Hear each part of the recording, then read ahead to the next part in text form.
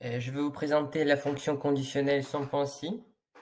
Donc nous avons, la possibilité de faire, des sommes, qui tient compte de certains critères dans Excel.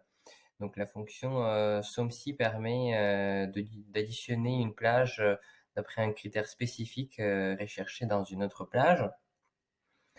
Donc regardez, l'exemple suivant. Nous avons la liste des différents fruits et une quantité qui est indiquée.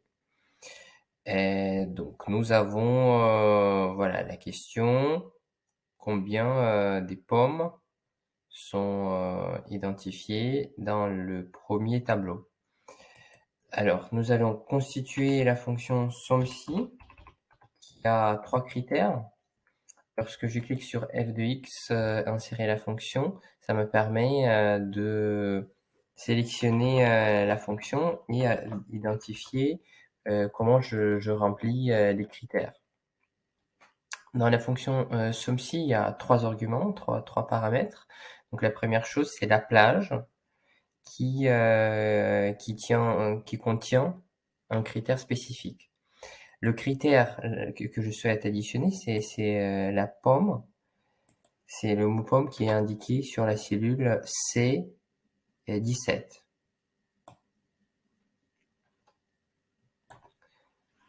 Donc j'ai complété le deuxième, paramètre. Le premier paramètre, c'est les cellules qui contient les différents critères dont le mien.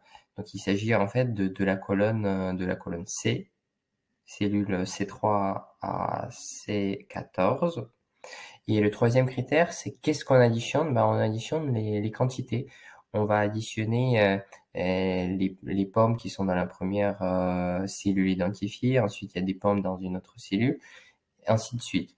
Donc j'additionne la quantité, ce qui fait que Excel va additionner 50 plus 50 qui est encore et 50 au troisième endroit. Donc il y a 3 fois pomme qui apparaît dans la liste des fruits.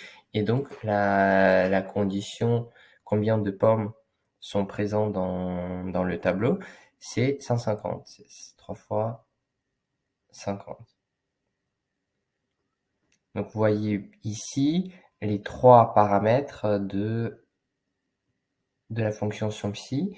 Le premier paramètre, c'est quelle plage nous utilisons pour la recherche. Le deuxième paramètre, c'est quels critères on souhaite additionner parmi cette première plage.